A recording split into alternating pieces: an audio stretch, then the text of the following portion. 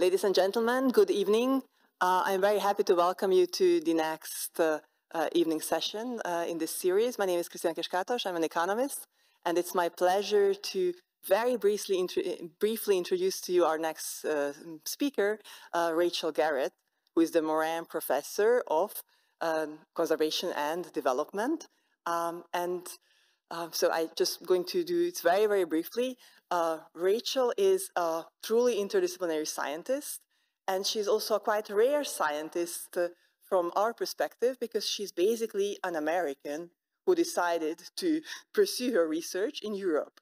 So Rachel has a very interdisciplinary history, mostly in environmental science. Mostly in environmental sciences. She studied, and now I'm going to make most likely mistakes, but she was in Boston, in Columbia, doing a PhD in Stanford, then doing again a postdoc in Harvard, having an assistant professorship in Boston. So all the very, very nice and nice sounding places. And then suddenly she decided to come and take up a professorship, a tenure-track professorship at the ETH in Zurich. So this is a really very, very rare decision that an academic is making to really cross the pond and come and become part of the European community. And after that, Zurich couldn't keep her. She actually won the super prestigious ERC starting grant for working on deforestation and policies, entrepreneurial policies by large enterprises and how they work out on deforestation. And with this ERC grant, Cambridge took her, or stole her, basically. And so now Rachel is a Cambridge professor at the geography department, and she's going to tell us much more about the research that she's doing. I have known Rachel for quite a couple of years, so she's very, very well known in her profession. She's one of the few big names among the female, but also in general, environmental researchers. She has very widely published. Check out her CV. She has publications in Science, in PNAS, and so many journals, and all the subjournals of Nature, most likely also Journal Nature. I haven't found it, but basically really fantastic. And so we are very happy to have you here. The floor is yours, and we are looking forward to your talk. Thank you.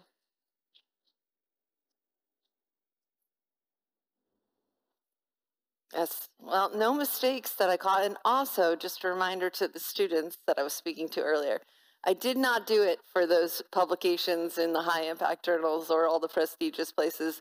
I genuinely was doing it just blindly out of interest in research. And so if you focus on what you're passionate about, generally speaking, I think it works out better than trying to target those places. And I've been super lucky. Thank you for that amazing introduction.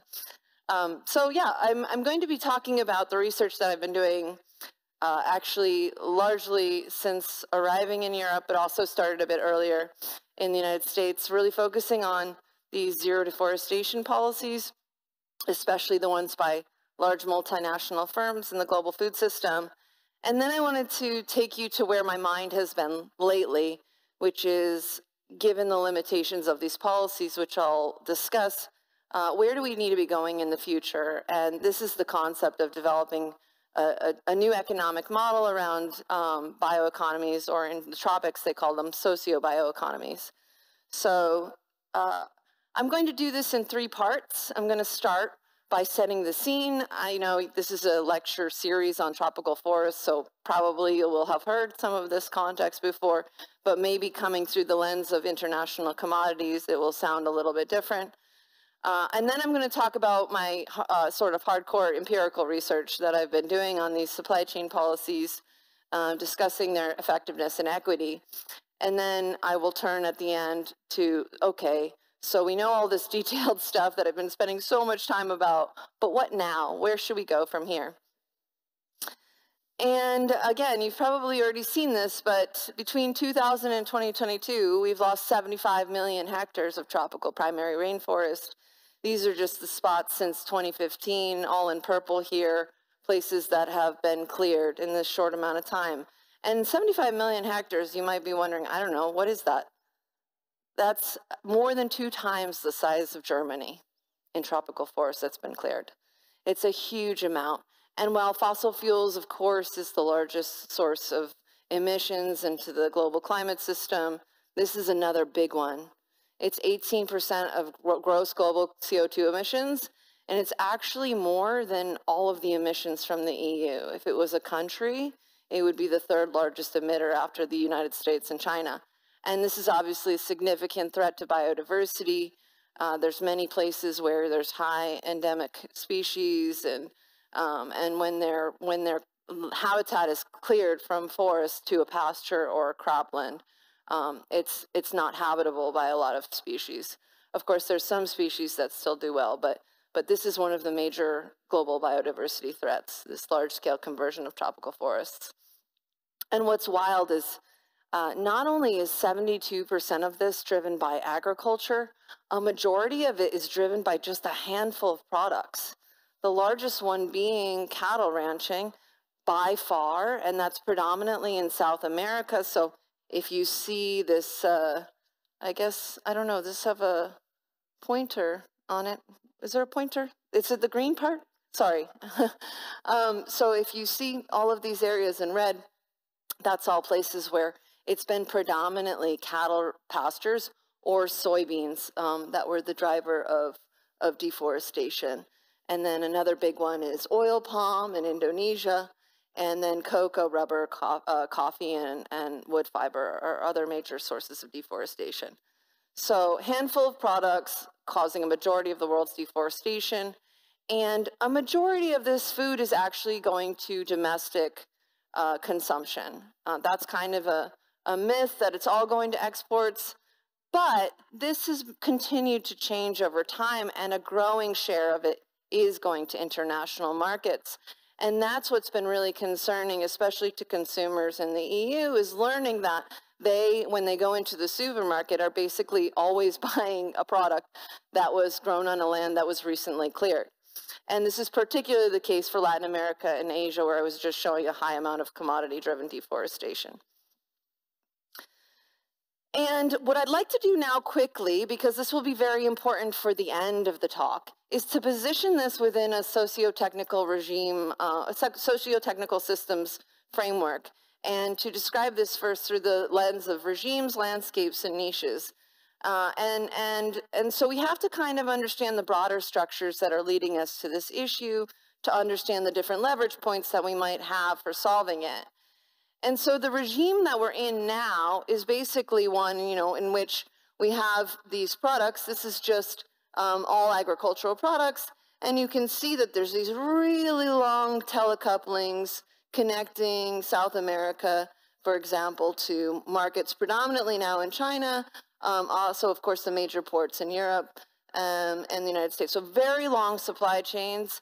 And those require firms that specialize entirely in logistics. And there's just a handful of firms that do that well and compete with each other. So it's a very small number of firms trading these products. And their entire sort of business model, because these are all very low value products, their entire business model relies on them maintaining market share. And so they have some brand risks from being perceived as being associated with these deforestation products. So then, of course, this particular food system regime is then embedded within the broader landscape that we hear about more often of ever-increasing consumption.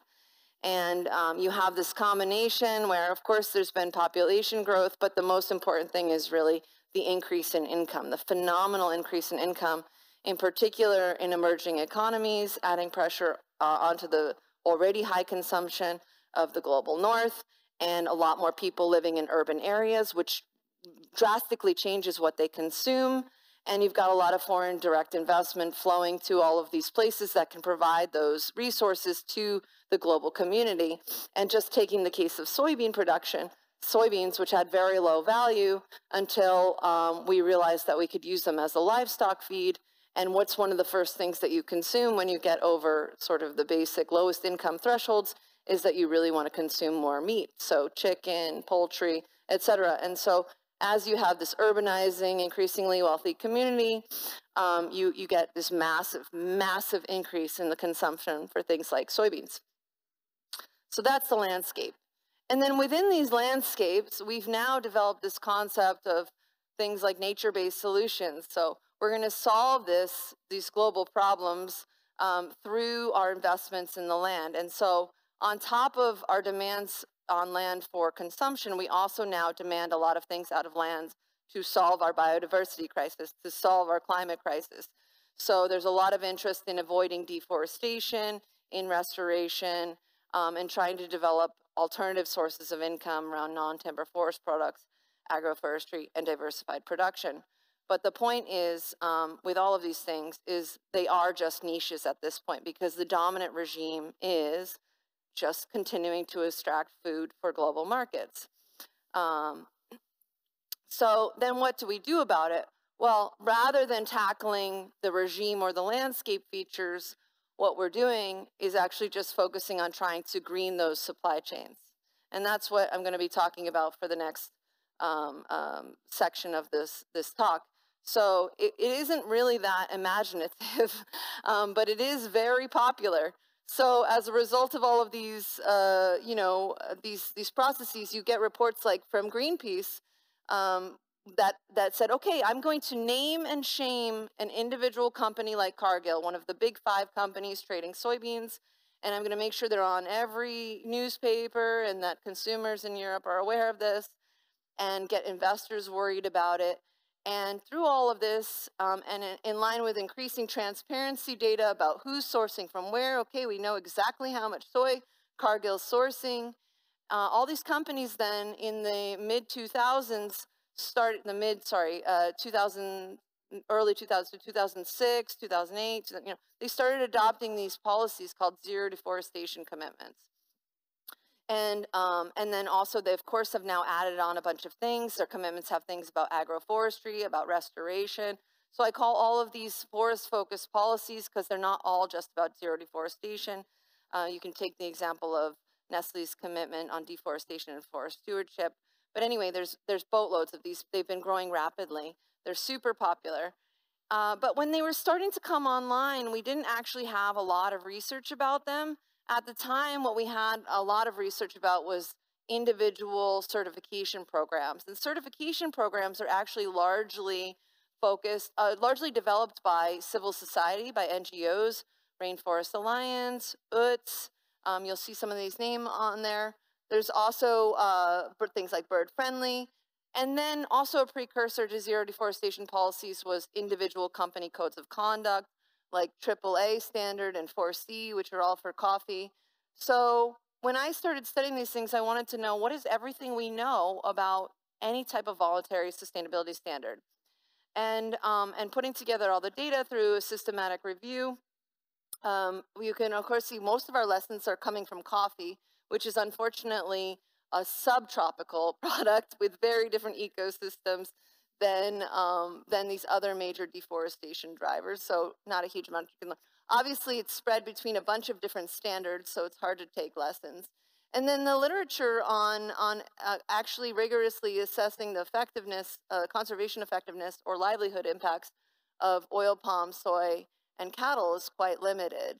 And what's worse is they all used wildly different methods. So this is the starting point of our knowledge. And what we knew at the time is that just in only over half of the cases was there actually a positive outcome for either conservation or livelihoods. And by livelihoods, I mean like income or yields or either farm income, household income. So only half of the time. Most of the time, you actually get no additionality. And what that means is they just have no additional effect beyond what would have occurred in their absence. So we're spending a huge amount of money on this. Half the time, we're getting nothing out of it. But these are largely certification studies. So what can we learn from studying these other supply chain policies? Before I get to that, another gap in the literature I wanted to point out is that most of the time, people still just study conservation and development in isolation from each other. So you can see that, there's over 30 cases looking at the conservation outcomes, close to 20 looking at livelihoods, And there's actually only 5 cases, so only 3 research papers ever managed to put livelihoods and conservation into the same paper. These are in terms of papers that have actually done causal impact analysis. So all you PhD students out there that are just about to give up on trying to integrate them into the same paper, don't do that. You'll be one of the few that makes it through. And of course, this is what we're trying to do in my work too. It's really important because otherwise we don't know where are the synergies, where are the tensions. And what I always argue too, so I'm embedded in a conservation community, the Cambridge Conservation Initiative. Most of the people around me are ecologists, zoologists, plant scientists, and they're inherently motivated by the conservation outcome. I'm sure this community is quite a bit different. A lot of you are economists and studying people, but I have to make the case. If you ignore the people, you will not get the conservation outcome. And we know this from many, many lessons of lots of people who spent a lot of time just studying conservation more broadly. Unfortunately, we don't have a lot of impact evaluations, but we can see from a lot of great social science research is that they've documented that if you ignore social equity outcomes, you often get further marginalization of the most vulnerable farmers, you get exclusion, and then you get this reduced project legitimacy, active resistance, corruption, and all of those things undermine your conservation projects. This was actually developed for the payments for environmental services literature, and I've adapted it to what we expect in supply chain policies. But there is an opportunity that if you do take people into account, if you center these things more on equity, then you have an actual opportunity for improved conservation effectiveness through new employment and income, diversification, enhanced food security, and empowerment of women and youth. And so these are sort of the motivations where I wanted to try to build a research portfolio that actually looks at both the effectiveness and the equity of this public and private sector efforts. And I'll be primarily focusing on the private sector policies, but of course these are embedded in different public contexts with different synergistic and antagonistic policies. So I focus my research on 3 hotspots of commodity-driven deforestation in the world. The first is Brazil. This is the largest area of deforestation globally. In 2019 alone, there was 1.5 million hectares of deforestation. We studied cattle and soybeans. And then, of course, we go to Indonesia, much smaller, but at the time it was the third largest driver of in terms of total deforestation every year. They've been quite good in the last couple of years, but still, it's because it's a huge place. It still has one of the highest levels of deforestation. And then another region that we work in is Cote d'Ivoire and Ghana, and that's because there's not so much forest remaining, and half of it, we've estimated in one of our studies, half of it is driven by cocoa expansion. So we're trying to work in these 3 different places, conduct replicated methods to the extent possible, and try to better understand not just measuring the effectiveness of this in a particular location, but why is it more or less effective in different areas, and how are the equity impacts different?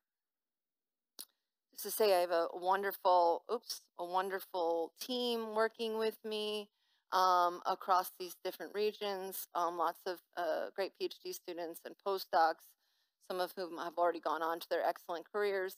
And I have collaborators at NYU, University of Santa Barbara, Catholic University of Leuven. We, of course, work closely with TRACE, which is a transparency initiative in the Stockholm Environment Institute. I've been working with Embrapa for over 10 years. They're a Brazilian organization. In Indonesia, the Institute, IPB. And then KNUST in Ghana and University Feliz Hufeb. I can't pronounce. So French is one of the languages I can't pronounce. And what we're trying to do in this ERC starting grant was actually to triangulate between lots of different methods. So I spent a lot of time during my visit today talking to people about our observational studies and our randomized control trials. Those are all field-based studies where we go to individual households and we interview them. We also do drone measurements, and we look at remotely sensed data too. But we complement this with regional level statistical modeling, both ex post and ex ante, so looking back at what's worked, but also looking forward at what impacts could be. And we do qualitative research with supply chain actors. And with this, we try to get a larger, more holistic picture of what's going on. What's so complicated is that these are quite different than certifications. You can't just look at a certified farm and compare it to a non-certified farm. The counterfactual group of what would have happened in the absence of the certification when you're looking at certifications is these non-certified farms. You can at least kind of try to match them on a bunch of other characteristics and then see what happened. But with these policies, they're coming from either originally a trader or a retailer. So a trader is sort of the major intermediary that I've been talking about a lot, or a retailer that manufactures a food product. They also make, this is very common in chocolate, for example, that the retailers will set a zero deforestation policy. And you can see it's complex. So you could be linked to maybe 2 traders with policies and 1 trader that doesn't have it, differences in what the retailers want, and all of those things influence the degree to which you're treated. So it's not just are you treated or not treated, it's the degree of treatment. So we've been trying to conceptualize how do we even measure this? What is the approach to go about? Another important detail is that the idea of how these supply chain policies work is that they're market exclusion mechanisms. So the threat is a penalty of being excluded from the supply chain. That's the only penalty. There's no payment. And so that's, again, why the degree of exposure matters. If you can just go to another buyer, then how much of a penalty is it? That's an open question. And so essentially what they're doing is monitoring your property. This is a schematic on the slaughterhouse in Acre, where they're sitting at the computer and looking at remotely sensed data of their properties and checking if there's deforestation. So, of course, the first thing we have to do is figure out how are we even going to identify the spatial and temporal footprint of these supply chain treatments. And we use slightly different methods in different places depending on what's available. In the ideal scenario, this TRACE initiative actually gets bills of lading, which tell you exactly which municipality a company sourced from and where it came from. But that turns out was only possible for soybeans in Brazil. So in every other commodity, it's so much more difficult. And so we're still working with TRACE, but we have to do slightly different things. And for cattle, we're working with the GLUE lab, Holly Gibbs's group in Wisconsin. And we had to put together, so we know their policies, that's up here, but then we need to know where are they and how far are they sourcing from and who else is there and how much production is there and what proportion are they buying. And so in the absence of that data, we have to model where we don't have all of the information. And so we model their expected sourcing zones and expected sourcing volumes, and we get this spatially explicit map of how much of the market they're actually sourcing. And that gives us our degree of treatment. We can't do that everywhere, and in some places we don't know the volumes, and we just look at the number of linkages. So how many opportunities do you have to sell outside of the committed supply chain? We put that all together, and this was the first sort of kind of global overview. We still don't have data on Ghana. That didn't work out at all for TRACE, but everywhere else we are able to say that, for example, in cattle, it covers 20% of these zero deforestation commitments are covering about 20% of the market. You can see the highest is for soybeans in the Brazilian Cerrado. Those policies are not implemented though, so that's just how much they could affect. And also in Sumatra, there's pretty high coverage of about 39% of the at-risk forests are covered by these commitments. But there are places like in Papua where it's only 19%. And even in the Amazon, where they have this big Amazon soy moratorium, which is one of these kind of flagship zero deforestation commitments with a huge buy-in, that actually only covers 20% of the market because there's many domestic firms and there's also many traders from China that don't have these commitments. So it's not even looking very good to begin with.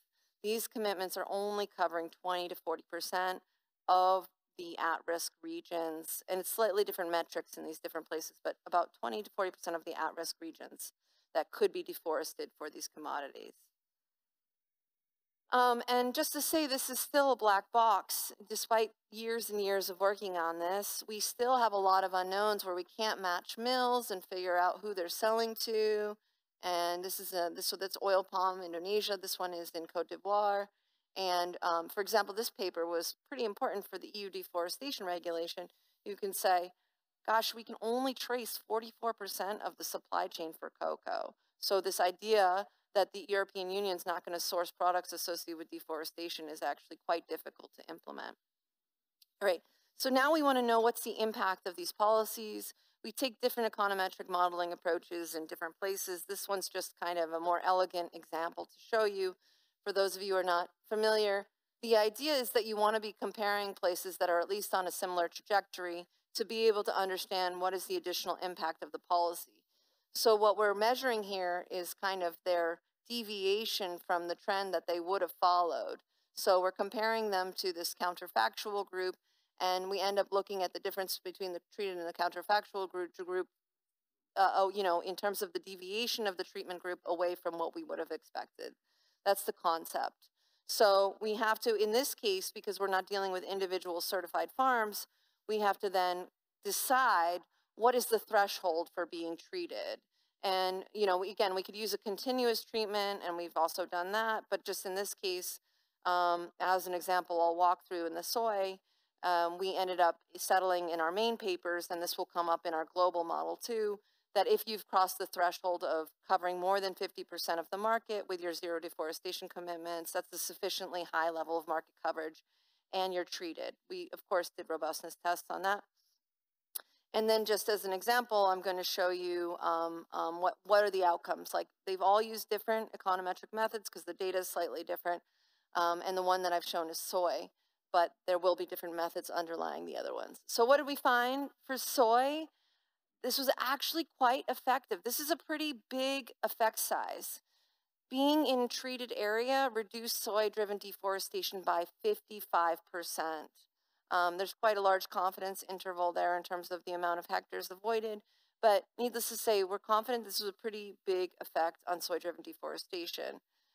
Unfortunately, with cattle ranching, we found that the G4 cattle gradement, which is again another market exclusion mechanism, this one by big slaughterhouses, this one we found only a 15% reduction in pasture-driven deforestation in areas with higher market coverage.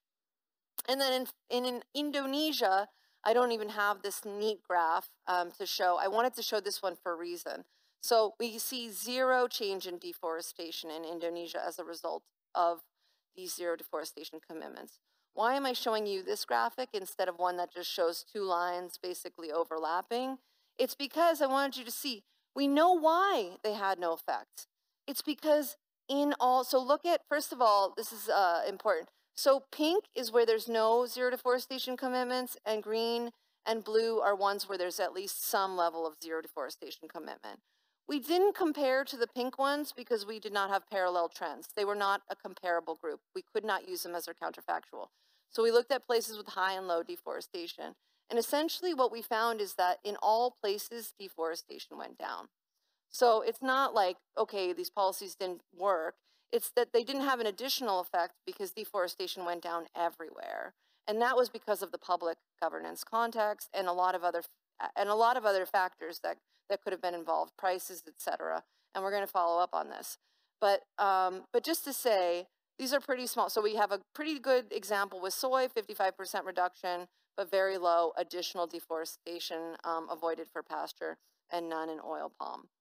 We haven't gotten the Cote d'Ivoire analysis done yet, and we can't do the Ghana one because we didn't get the ZDCs. So not everything is a success. We have to, and that's why we have this triangulation of methods. So we're going to use the household level data to figure out the effects of these as well.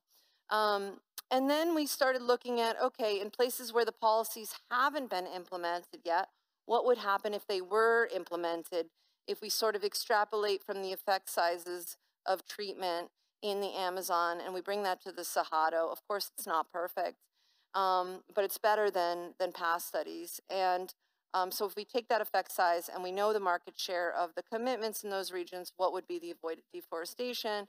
And we find that it would have avoided another 530,000 hectares of deforestation. So you can just see how widespread deforestation was in that biome.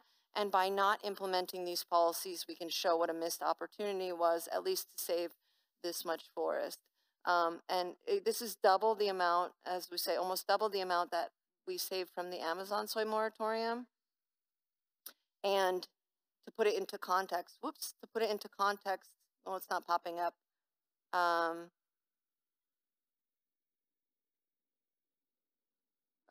being too quick. To put it into context, it was, I don't know why it's sliding by. Okay, anyway, it's, what was it? It was like 11% of this entire region of Lower Saxony. Because I always want to know, what does this actually mean?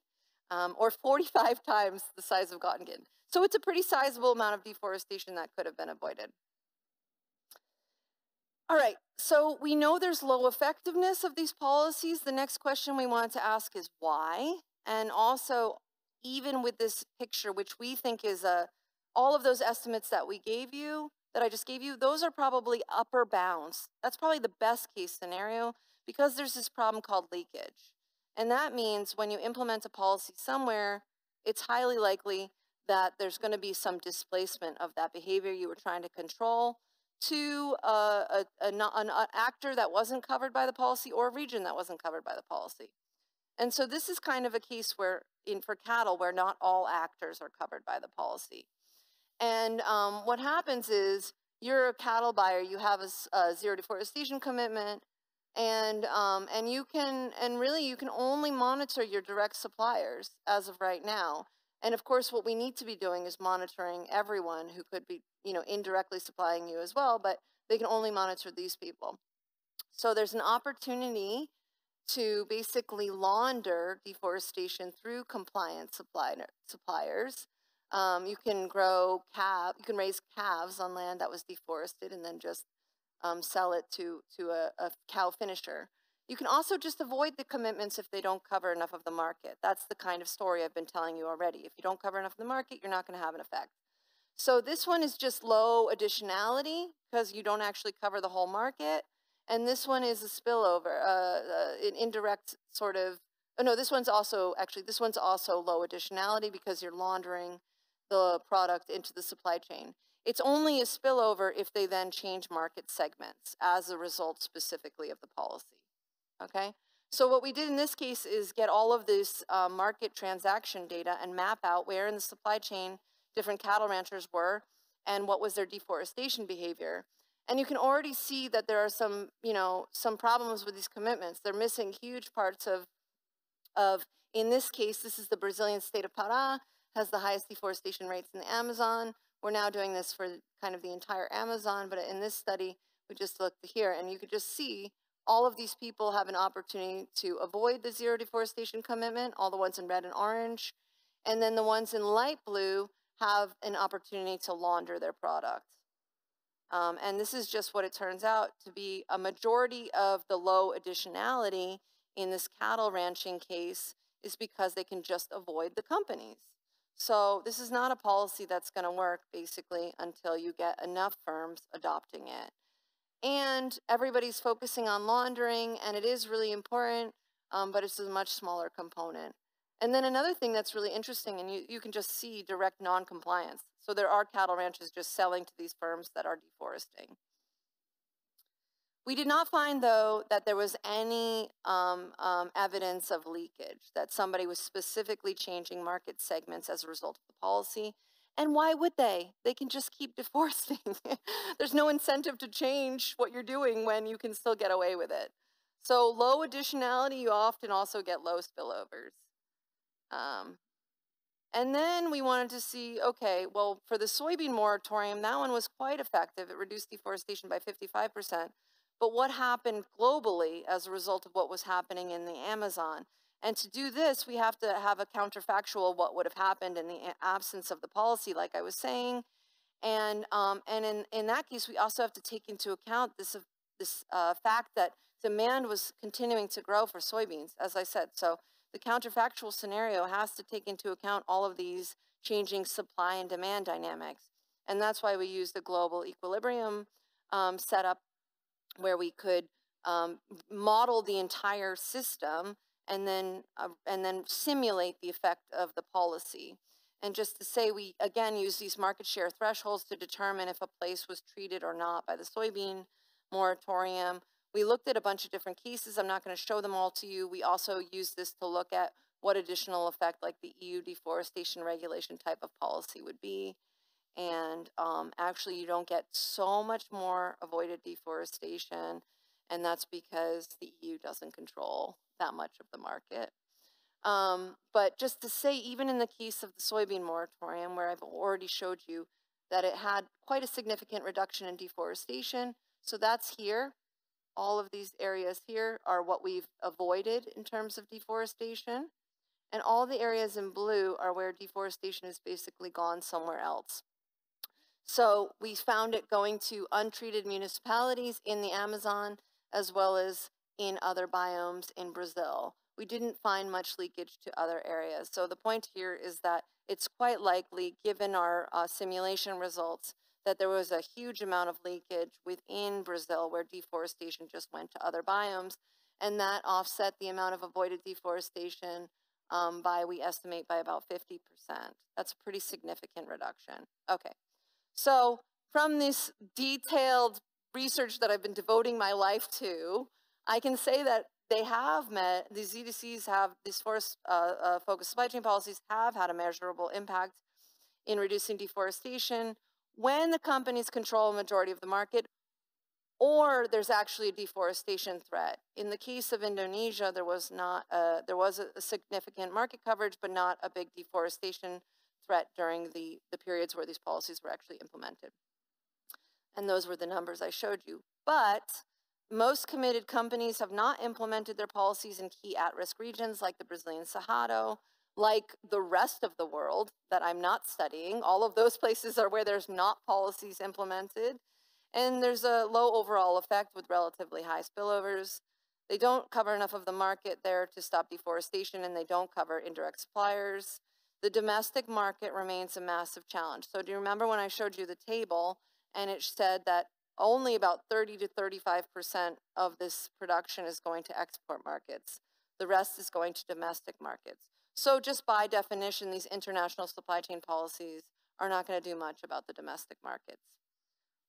What about their equity implication? Well, most of this is going to be coming from the detailed fieldwork that we've collected across these regions. So we've interviewed 2,000 farmers in Cote d'Ivoire and Ghana, 2,000 farmers in Indonesia, and about 1,200 farmers total in Brazil. And we just have our preliminary insights at this point. We don't have all that data cleaned. So from palm oil, we can look back at what we've learned from the RSPO certification to see what has happened as a result of that policy. So that's an oil palm policy that has a zero deforestation criteria. And we've seen that in general, larger palm oil farmers are most likely to get certified. And so if the farms are not certified, they can't sell into these supply chains. So already there's a little bit of evidence from the existing literature that smallholder farmers are likely being excluded as a result of the zero deforestation criteria. And in these sort of qualitative interviews that we've done, some companies have actually reported to us that they just prefer to exclude smallholders because it's easier. So they're directly saying, yes, we choose smallholder exclusion to solve our deforestation problem. And all of that is an equity issue because these smallholder farmers just lost their market. And they can probably still sell their product, but they're going to have to find some other firms or intermediaries that probably won't provide such good marketing terms. Like maybe they won't give them the same price, or more often they just won't pay them on time. And so it's a less beneficial situation. We see that cocoa firms keep buying from smallholder farmers that have cleared within forests. We see this directly in the communities that we're observing, but the farmers believe that these firms are just using this as an opportunity to pay them less, because in cocoa, most often you get a premium if you meet a bunch of criteria, and then the firms just take away the premium if you're in the forest. And then in terms of who actually gets any training to learn about these policies, it's almost entirely the elite. There's like 10 people that receive the training, and the other hundreds of people in the village don't learn anything about it. They don't get the access to good agricultural practices, training, etc. In cattle, we've seen an even more perverse outcome, which is that they actually tried to do a slightly more equitable version of this policy, where they said to slaughterhouses didn't have to do a kind of immediate exclusion, but they could aim for continuous improvement. But then what happened is they delegated this to the individual slaughterhouses to carry out, and then they found that even under all of that, the large cattle ranchers use these regulations as an opportunity to make themselves more appealing sellers to these slaughterhouses that had to start tracking deforestation. And the best way to do that was to stop buying cattle from smallholders that could have deforestation on their property.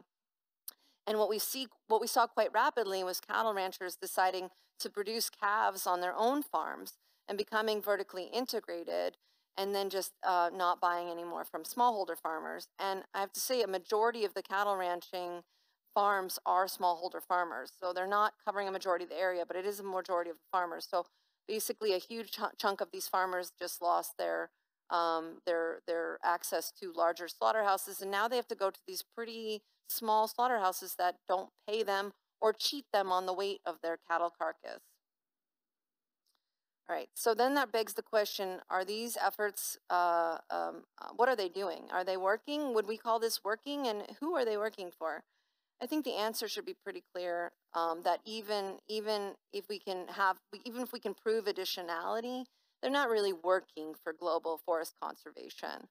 If you total up all of the effects that we've measured, that's less than 2% of tropical deforestation that's been avoided. And they have these intractable effectiveness equity tensions. I'm not going to read them again because I am running out of time now. And yet the commitments continue to grow and grow and grow, and they get more and more ambitious, not just for deforestation, for restoration, for agroforestry, but there's no accountability as to whether or not these companies actually implement it. We don't even know what they're doing. And then this can actually just act to reinforce the power that these companies have over regions, because now they can say that they won't buy for producers for this reason or that reason, and it's kind of solidifying this idea that the rule setters are the companies, not the governments. So it's kind of changing the whole social contract. And this is why it led people to start thinking of this concept of jurisdictional approaches, where you're going to start focusing on, instead of individual farmers, let's start investing in regions like states and provinces, and try to include all the deforestation risk commodities and channel financing to improved agricultural management, not just avoided deforestation. So let's try to use supply chains to channel money into a wider region. And it's this idea that it can actually reconcile a bunch of different problems, reduce spillovers. Maybe you can have more participatory equity by getting people involved. Nevertheless, this is just a promise. It hasn't really been studied yet, so it's a promising area of research. We are studying this. Our household studies, some of our case studies are in jurisdictional areas and some of them are outside of them. So we'll be able to assess what are the impacts. Another thing that we wanted to look at in the future was, okay, market exclusion mechanisms can only work if all of the conditions come together and you have enough market share and the penalty is high enough. And we know from a long legacy of payment for environmental services that they have a lot of challenges too. But what if we stop talking about money and we start talking about values, the values that people have, which are much broader than their profits. Actually, what's really important in many communities is their social status. And I think we all know this. There's a lot of things we do because we think it's the right thing to do, but also we don't want people judging us. That's a big motivator. And so this is an idea that so we have these randomized control trials that we're carrying out in Indonesia with Musim Mas, an oil palm company, and in cocoa with Beyond Beans. And we're trying to establish these experiments where we show videos, they make public commitments, they put together a puzzle, and all of it's focusing on how not deforesting the land, and in the cocoa system, also planting trees on farms is good for your community.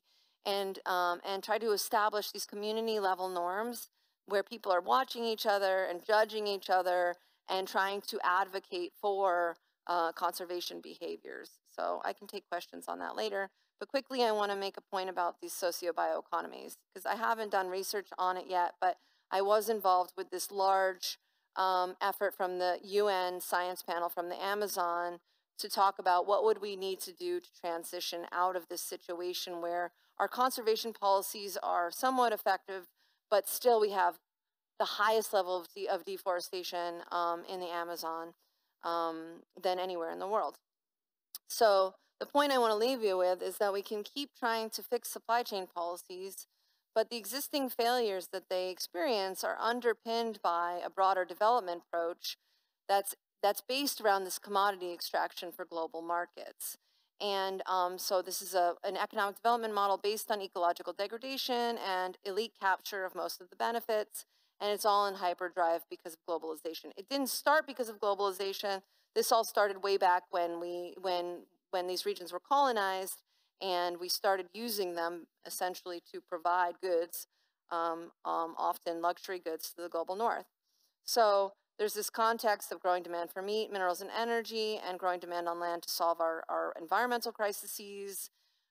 This is then created, there's also these broader regimes where the economies are based on visions of colonialization, modernization, and development that is all revolving around modern agriculture.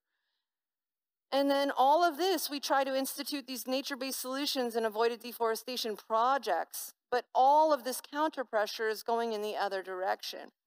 So what do we actually expect to happen in this context if we don't tackle the structural features? And is to say, why do I say these are flawed development narratives? I mean, all of these places where we've been extracting resources from for so long, you know, these modern agriculture, they haven't resulted in very big improvements in the gross national income in any of these major, so Malaysia, Amazon, these are forest biomes aggregated, and the life expectancy, just take for example, I mean, it's so much lower. And there's a lot of other features to play, but it's just to say this promise of development has certainly not materialized. And so that's why we can't continue with business as usual. Regimes rarely undergo anything more than incremental change, and what we need is transformation. And that's the idea of the socio-bioeconomy and all of these other ideas you hear around these days, donut economics, degrowth, etc. The whole point of all of them and all the jargon is that you need transformation in the economy. And so this is why there's this idea of the socio-bioeconomies, and I don't have much time to go through it because I've used up all my time. But basically, it's the idea of trying to build an economy around the standing forest and all the cultural diversity and biodiversity that's there. And that includes not just carbon and biodiversity payments to native forests, but trying to improve harvesting and processing of native nuts, of fruits, of all the amazing plant ingredients that you can use for cosmetics and medicines, of the fisheries and ecosystem-based tourism. They already generate $1.4 billion US per year, according to, there's not a lot of studies on this, but according to one study, and the same study estimates that they could generate $8.2 billion per year by 2050. I think it's probably a lot more, but just taking this as an example compared to cattle ranching. Cattle ranching occupies 80% of the cleared area, and it only generates $1.8 billion per year in revenue. So this is an opportunity, and we need to stop framing not doing cattle ranching and not doing soybean production as an opportunity cost of conservation, and actually start thinking about the opportunity costs of not doing conservation. The opportunity costs of not doing conservation. Yes, that's what I'm trying to say. So not investing in the forest economy is losing us money. That's the narrative shift that needs to happen. And the point of all of this is that it needs to be, of course, created under specific conditions where you have equity and you focus it on justice, so it doesn't just reproduce the elite capture. What does not qualify as bioeconomic activity, ongoing deforestation, unsustainable timber harvesting. And the idea is that this could be a powerful tool for gender equity because, as many great feminist scholars have already described, the underlying causes of our ecological crises and women's marginalization are the same. We tend to focus on modernization and production and things like that, and we undervalue care and protection. And often women are the ones who are doing all of these things that we're not valuing of non-timber forest production. We're not paying them adequately. We're not even, it's completely invisible in the system. And so they're most often harmed by deforestation, and they have the most likely to gain from trying to develop this in an equitable way.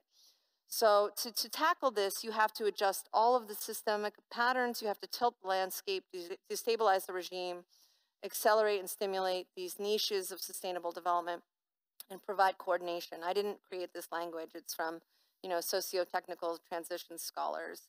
And I don't have time to list these all out, but basically the point is all of these classic things we do, R&D, finance, infrastructure, marketing, that's only addressing the niche. We need to destabilize the regime. And so, of course, we need to strengthen all of this ongoing deforestation control policies, but we have to actually end the harmful subsidies that cause deforestation, for example, to cattle ranching, strengthen indigenous land rights, and change the narratives about what development looks like, and train, support, and elect leaders that represent local interests. All of this has to be done through an inclusive and collaborative process, and build the cross-scalar networks and international cooperation to magnify and share experiences. And then finally, the last thing I call tilting the landscape is that right now what's happening is there's all these global targets. And what are countries doing? You can see it. They're replicating the global target and then internalizing it. So is there a global restoration target? Okay, I have a national restoration target. There's a global reductions target in climate emissions. Now I have a national target. That's not a holistic vision of what you want your country to look like. So we advocate for alignment of the international goals with the domestic visions of what sustainable development should look like, rather than vice versa. Promoting circular economies to address demand and reducing demand for environmentally destructive materials, and trying to enhance cross-sectoral rural-urban linkages. Just take, for example, developing specific supply pathways where you get nutritious food products from rural areas to schools. This has been a real success in Brazil that could be replicated throughout different regions in the Amazon and elsewhere in the tropics, where you're actually creating a marketing pathway for healthy products, or trying to solve issues of sexually transmitted diseases by scaling up latex production for condoms. This is already happening in places. This is not just a pipe dream, but of course needs to be magnified through these structural interventions. And we can see from the past of many women's movements that were linked with restoration, a lot of great success cases. So again, this is possible. So the takeaways, even where supply chain policies are effectively implemented, they've had relatively small additional impacts on global forest loss. Existing ecological degradation is driven by systemic problems that supply chain policies can't fix. This crisis is fueled by flawed economic models, and we need a structural change. And that's why we've been arguing at the Science Panel for the Amazon that we need to develop these socio-bioeconomies based on justice and diversity. Sorry for going 4 minutes too long. Thank you.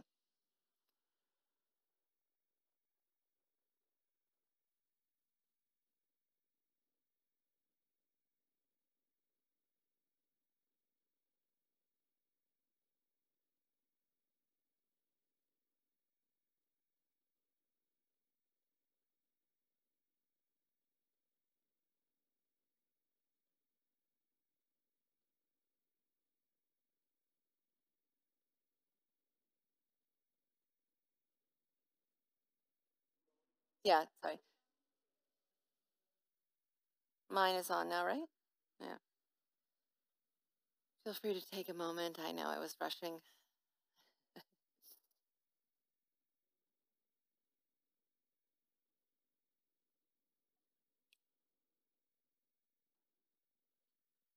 But I know somebody has a question. Do you hear me? Now better. Okay. So thank you for this wonderful presentation. And by now you also had a couple of seconds to actually digest and think about whether you have questions. So we are very happy to run around and give you the mic. Yeah, thank you very much, Rachel, for this really impressive presentation and a very comprehensive agenda in the end, which can be a little bit intimidating, I think. because what comes immediately to my mind is the findings also from our research project in Indonesia, where we find that oil palm brings wealth, first and foremost, to many smallholder farmers and families. And you also mentioned that at some point in your presentation, that poverty is often widespread. And so for me, the big question is, how can we make, how can we offer alternatives to those families so that engaging in deforestation activities or in export crops is maybe not as attractive, or on the other, like turning it the other way around, how can we make alternative, like protecting the forest more beneficial, more economically, higher valued? Yeah. So no, I mean it's a very good point. It's interesting because you've revealed a bit of a contradiction in what I was saying, where I was saying it's bad to exclude farmers from these supply chains, but also these supply chains are not so great for development to begin with. So I mean, yeah, that does sound like a bit of a contradiction. But I think some supply chains are worse than others, and I do think that it kind of depends almost on how labor intensive the product is and the degree to which smallholders actually get the benefit. And so oil palm is one of those commodities where smallholders are able to participate and actually can benefit from the system. And so I wouldn't say, for example, I wouldn't be advocating an oil palm ban or immediately ending oil palm. You have to also develop other economic opportunities before we take away something. And I wouldn't, and oil palm is also a very efficient producer of oil, but contrast that with cattle ranching, which is kind of a worst case scenario where farmers make almost nothing, and sometimes they lose money, but they're so hooked on this idea that cattle ranching comes with status. So this has to be a very contextually driven approach, where if the product is bringing inclusive development, then that is something that should remain part of the economy. But also, we still need to ask the question, what are we not investing in? So what are the other alternatives? What other value?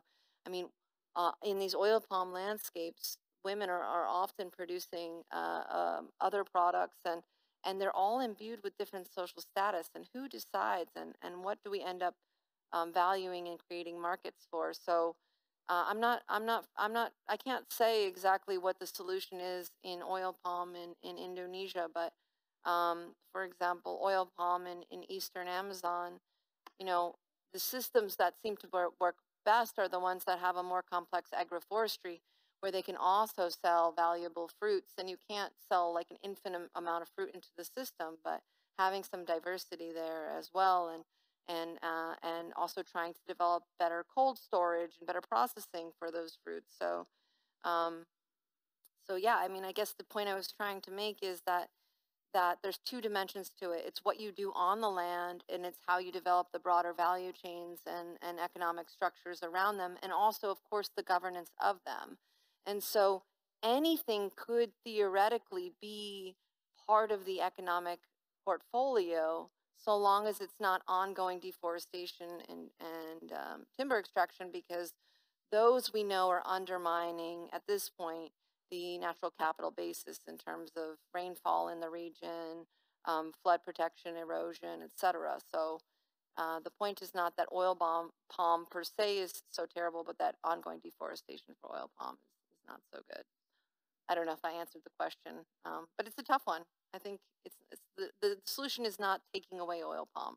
right now. I'll try to be shorter in my answers as long as your questions are. Yeah, related to that, I'm trying to wrap my head around. I mean, like, you can't produce Brazil nuts at the scale that you have cattle ranching in Brazil, for example. But there's a lot of meat demand. There's also a lot of demand for oil.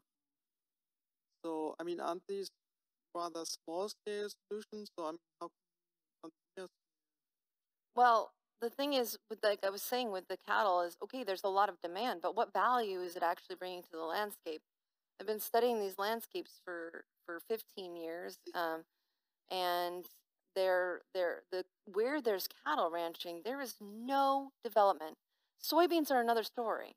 Okay, so obviously part of the problem is we have to address demand, because there will continue to be cattle ranching because people have these ideas that it brings wealth, but it doesn't. I've measured it. Many other people have measured it. The only reason it brings any wealth is actually from land speculation, because they can later sell it to soybean farmers.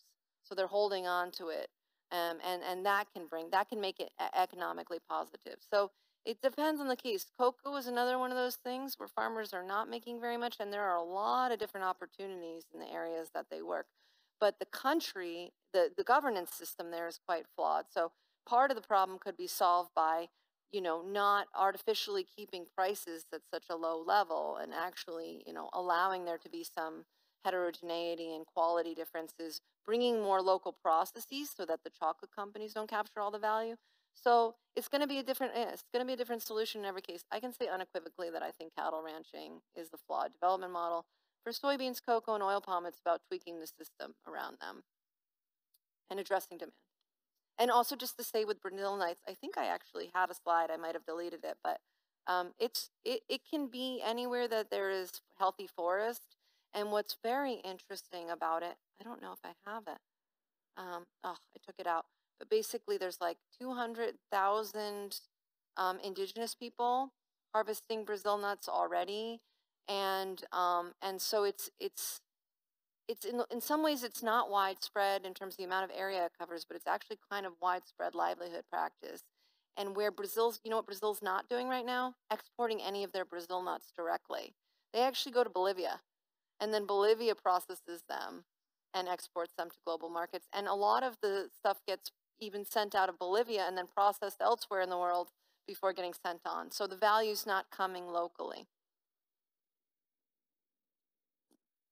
Thank you for your presentation, first of all. My question, which is in two parts. First of all, on the international scale, who do you think, or what do you think, or who's responsible for creating these structural changes? Is it international actors such as the EU through legislation, or maybe NGOs, civil society? Yeah. And then on the national level, especially, for example, in Brazil, do you think that, for example, the political change now from Bolsonaro to Lula might also improve it again? How much did this influence also the development in the last years? Yeah, great. So lots of great questions in there. So I was speaking, it's true, I was speaking kind of broadly to a bunch of potential audiences. What is it that Amazonian countries or tropical countries should do, and what should the international community do? And so I'll try to address some specifics. So right now, the EU deforestation regulation this is a policy that the EU has adopted, where it's not going to allow firms to sell into the EU market if they have sourced from a place that has deforestation. That's the policy the EU's just now kind of put its weight behind. And all experts on supply chain policies have said definitively the EU deforestation regulation is very unlikely to affect deforestation globally at all. It will keep deforestation products outside of the EU. I mean, you won't be consuming deforestation products here, but it's very unlikely to do anything for deforestation, because you can sell all your deforestation products to Chinese markets. What you will see is a costly reorientation of the supply chains, most likely, and then even moving away from maybe some forest risk regions. So what would have been better, and what did we advocate for originally? So these things were sold by the people involved as being part of a smart mix. But where is the rest of the mix? Why was that not sold as a comprehensive policy? They said the EU deforestation regulation was going to come alongside bilateral aid and research and innovation money, et cetera, but those are now separate. I mean, the EU deforestation regulation is what it is. It's happening right now. It's going to have lots of repercussions. Where is the actual aid and cooperation that's giving places that have deforestation an opportunity to get a handle on the monitoring, traceability, but also to develop the alternative economies? And so that's the point. We can't keep hammering on along with just zero deforestation without investing in alternative economies and the sort of finance and development aid that's necessary to actually deal with the problem in any way rather than just exclusion. What's Lula going to do? I've always been super optimistic, and I feel very validated. So I was immediately interviewed a lot when Lula was elected, and I was like, I think it's going to be great. I think it's going to be a big reduction. And everybody's like, you're naive because the the rural agribusiness lobby still has a lot of seats in Congress. But we saw deforestation come down a lot during Lula's first administration, and we've already seen deforestation drop tremendously.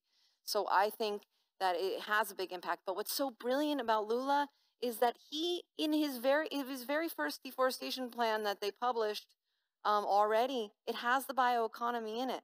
So, like, what am I saying here? I'm already saying what the government's already doing in Brazil. This is not a pipe dream. This is, he knows this. He's got great scientists actually in his administration. He has deforestation scholars like Rayoni Rajao leading the deforestation policy. That's an academic. And just to say, he's really smart. He is making all these global speeches now, and he's not saying, he's not fighting them like past governments have done. He's not saying you're colonialist and you shouldn't tell us what to do. He's saying, hey, we'll save you. Yeah, we'll help you out. We'll protect your climate. But you need to show us the money. You need to start investing in us because we're taking care of the problem. So bring in all that money to us, and we'll keep doing the right thing. And I think more of that needs to be happening. He's smart. Don't fight the system, but nudge the system into the model that actually is going to bring you some value. So I'm optimistic. Yeah. Oh. Okay, so yeah, thank you very much for the really interesting talk. I have a question. So you mentioned that in some countries, like in Indonesia and Ghana, you saw that if we have these forest-focused supply chain policies, that the smallest of the smallest smallholders are excluded. And I was wondering how they can be included and how this could be controlled and monitored. And my second question is more related to us as like consumers or like general public people here. What can we do? Yeah, that's a good question. I always get the last one. What can we do? But first, on the Ghana one, we didn't find smallholder exclusion. So we found exclusion more evidence of exclusion for cattle and oil palm. But for Ghana, what's happening is they're just not paying them as well. So they're keeping them in the system, but they're not paying them as well. And anyway, that's why this whole problem we're really focused on trying to experiment with the companies on better ways of doing things than just excluding or not paying. And that's why we have the randomized control trials to test new things that don't already exist. Besides the fact that randomized control trials are just really cool from a science perspective because you can identify the effect, they're also really important from us, and they have problems too, but they're important from a societal aspect because you can test new things. And I think that's what we're all doing. Everybody here who's using an RCT is actually testing something new that we think will work. And so in that case, like I said, we're focusing, it's a combination package of good agricultural practices, financial literacy, and these big information and sort of values campaign about the importance of zero deforestation for the community's well-being, for their yields, for their recreational value, spiritual value, to avoid hazards like landslides and floods. And so I guess the point is that I can't, in the short term, solve the structural problems, but let's at least make the system a bit better for the smallholders by bringing them these enabling conditions to thrive alongside just telling them what they shouldn't be doing. And the second question, what should we do as consumers? You're going to hate this answer, but it's going to sound like a cop-out, but it's vote, It's always vote because you buying it's great. Go ahead, I do it too. Well, let's buy Rainforest Alliance certified coffee and, you know, or even better, directly sourced from something that we know is good. But ultimately, that's going to have such a marginal, if not, you know, any additional impact. But what's going to matter is who's representing you in the places where they make these large-scale decisions about policies. That's always the solution. And so also these like grassroots movements that pressure politicians are effective. I mean, I've seen it in Boston. When I was in Boston, you know, the climate movement pushed the Boston senators, the whole state is not Boston, the Massachusetts senators into climate positions. And this happened all throughout the Democratic Party in many places. And you see in the United States, they've passed this Inflation Reduction Act, which is a climate bill. It's been quite successful. So that can be a really large-scale pathway.